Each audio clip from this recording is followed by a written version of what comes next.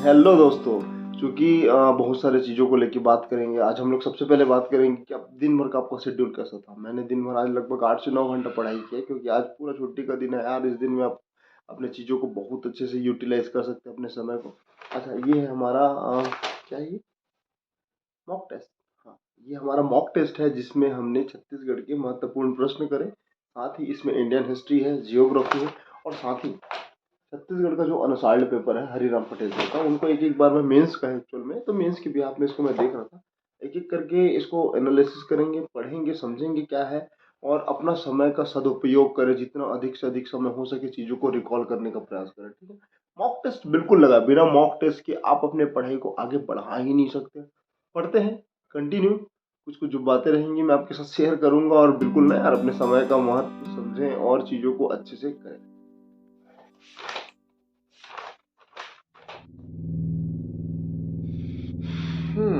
अच्छा, छत्तीसगढ़ के मेंस में कितने सब्जेक्ट हैं? मतलब 7 पेपर होने होते हैं, जिसमें पहला लैंग्वेज को होता है, फिर ऐसे को होता है, फिर छत्तीसगढ़ और इंडियन जीएस का है, जीके का है, मतलब उसमें हिस्ट्री वगैरह होता है, फिर संविधान और लोक प्रशासन भी है।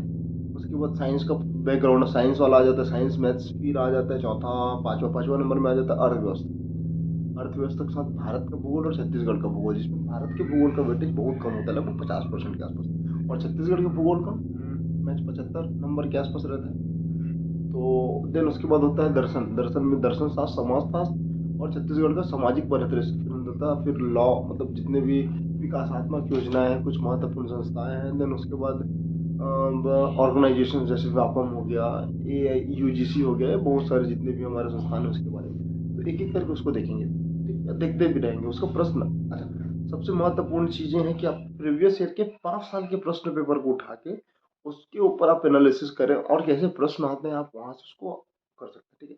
अगर आप फ्रेशर हैं तो कोई दिक्कत नहीं है। फ्रेशर है तो अपने आप को इतना क्लियर रखें, जो पढ़ रहे हैं सही है, साथ ही ऑथेंटिक पुस्तक को फॉलो करें, ठीक। ये सारी चीजें तो हैं, ठीक है। पढ़ते हैं, मेरे साथ आप भी पढ़िए।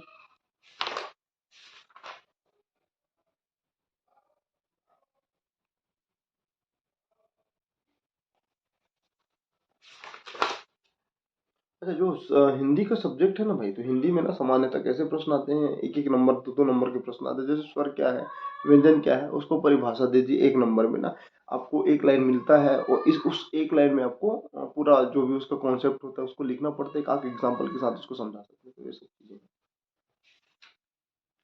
फिर वर्णों के संबंध में आता है, पर्यायवाची शब्द आते हैं, विलोम शब्द आते हैं। तो देखो, ये प्रीलिम्स में भी पढ़ेगा और मेंस में आपको पढ़ना पड़ेगा, तो कुल मिला के ये दोनों आपके लिए बहुत ही महत्वपूर्ण है ना।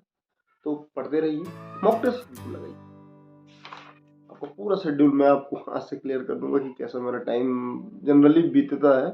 और 2019 से लेकर 2022 का एक्सपीरियंस काफ़ी, कई जगह बहुत भयावह स्थिति भी रहा है ना भाई, कि एकदम जैसे मैंने सोचा वैसा नहीं हुआ। तो कुछ जगह वो होता है, कुछ जगह नहीं होता। तो अपने आप को बिल्कुल डिमोटिवेट न करें, खुद को प्रमोट करने के प्रयास में हमेशा रहे, सतत बढ़े।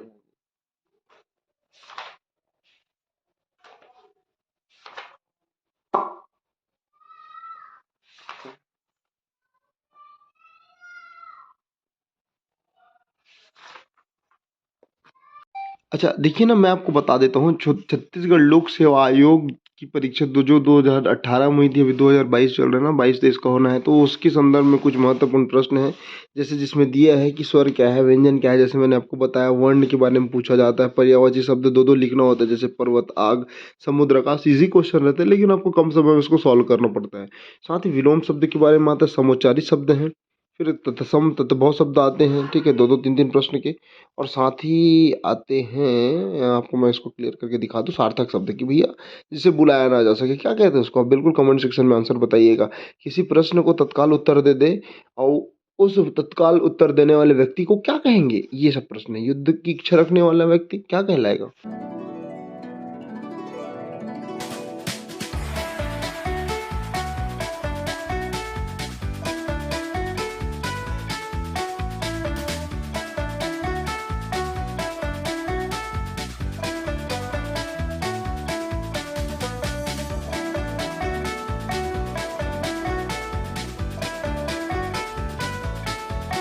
अब भाई बहुत टाइम हो गया पढ़ते पढ़ते, 3 से 4 घंटा ज़्यादा हो गया भाई, क्योंकि बहुत टाइम से बैठा था, कुछ सिनॉप्सिस तैयार कर रहा था मैं, तो फाइनली तैयार हो गया है। इसको लास्ट में देखने काम आता है, क्योंकि अंततः जब आप पूरा पढ़ लेते हैं ना, तो रिवीजन के लिए बहुत ही महत्वपूर्ण है।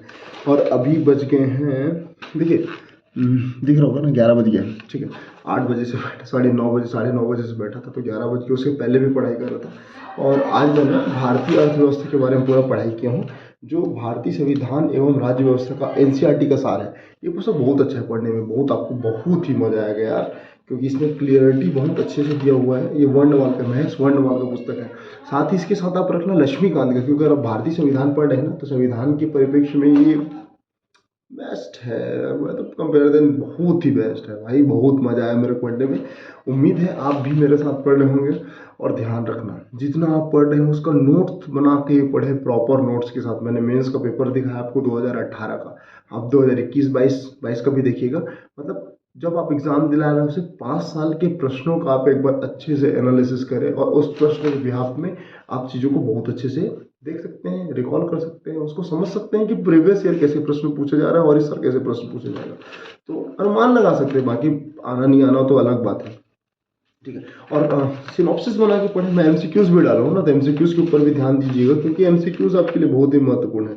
जैसे देखिए, आज ना मैं इसका सिनॉप्सिस बना रहा था, देखना है आपके सामने है, ठीक है, इसी का दिखाता हूँ। ठीक है, ये दिख रहा है, मैं आपको बता देता हूँ। इसमें क्या, छत्तीसगढ़ का जो जीवन रेखा है, देखो छत्तीसगढ़ का जीवन रेखा कौन है, महानदी। उद्गम कहाँ से होता है, सिहावा पर्वत से, फिर दुधवा जाता है, फिर गंगरेल डैम, फिर रुद्री, फिर कंडेल, फिर राजिम, फिर राजिम के बाद 1-2 जगह और है, रोवर, फिर निजदा।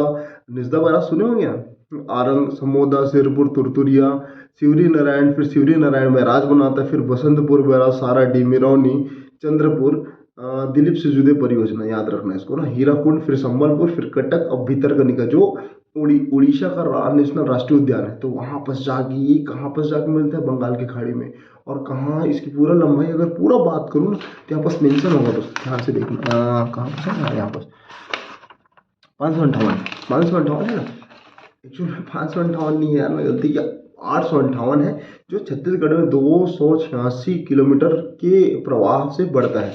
तो कुल मिला के ये सब मैंने सिनॉप्सिस के फॉर्म में बनाया है। ऐसे बनाइए, इसका एक प्रॉपर नोट्स होना चाहिए, ताकि आपको चीज़ें याद रहें और क्लियर रहे। ठीक, ये सब बहुत सारा बनाया है, जस्ट मैंने इसको बनाते बनाते पूरा किया है। मैं इसको भी पढ़ रहा था, तो इस प्रकार से पूरा टाइम यार बिजी गया। कल संडे है, कल संडे, अरे आज ही संडे है भाई, तो उसके ऊपर जो भी वीडियो रहेगा ना, तो मैं उसको अपलोड कर दूंगा। बिल्कुल पढ़ाई में बिल्कुल भी कमी ना करें ना, जितना हो सके पढ़े, समय जितना समय आप पढ़ाई को दे सकते हैं दे। नया साल है, नया साल की आप सभी को हार्दिक शुभकामनाएं। जय जोहार, छत्तीसगढ़ सबले बढ़िया। ये बात को आप हमेशा अपने जहन में रखना और आगे बढ़ना। मिलते हैं अगले वीडियो के साथ, तब तक के लिए सत श्री अकाल, गुड बाय, राधे राधे, जय श्री कृष्ण।